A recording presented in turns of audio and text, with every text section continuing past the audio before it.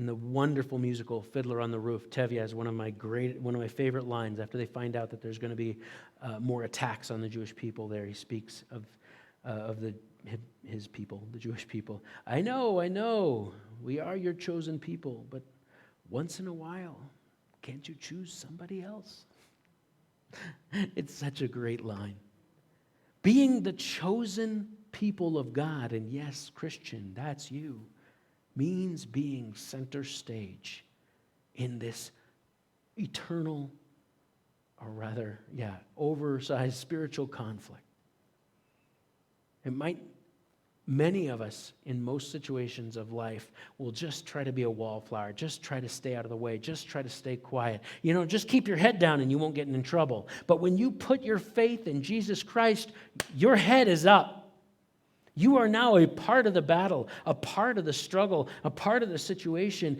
Job was God's special guy, God's special example of what a right relationship with God and man looks like. And that's what made him a satanic target. And so Tevye here, as he says, couldn't you choose somebody else? And as we look through the world's great persecution and difficulties that the Jewish people have gone through throughout all human history, we know that it is because they are God's chosen people. We know that it is because Satan longs to destroy them above all others just to win a small point against God, although it would be a huge point to destroy the Jewish people from Satan's perspective. It's the same with us in the church today. We are chosen. We are a part of this battle, and there's no putting your head down. But that's what Job is virtually asking for. He says, couldn't I have just gone from the womb to the tomb? Wouldn't it have been better for me just to die or to never exist and never really have drawn breath at all?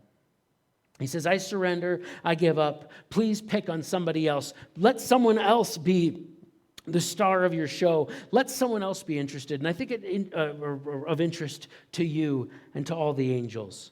I'm done. I'm out. I don't want any more. And it's really interesting because it shows a certain entitlement. And it's very common, particularly in the very prosperous, wealthy American church of today. And that's that, hey, we're basically here to enjoy ourselves, right? Shouldn't I get a certain amount of pleasure? Shouldn't I get a certain amount of peace? Shouldn't I get a certain amount of money provided to me? Shouldn't I have? Shouldn't I get? Shouldn't I have? Shouldn't I get? This is a lie. You are not here to enjoy yourself. I'm sorry. You're not here to have a little fun, to be basically fulfilled, play a couple of frames of bowling, and then go home to your happy and good reward. We may indeed live long and happy lives if the grace of God so wills it. However, we will also suffer and struggle along the way.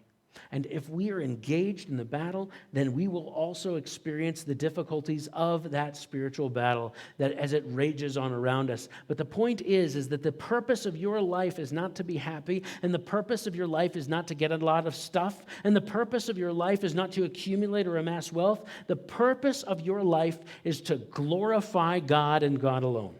Solo Deo Gloria. For God's glory alone.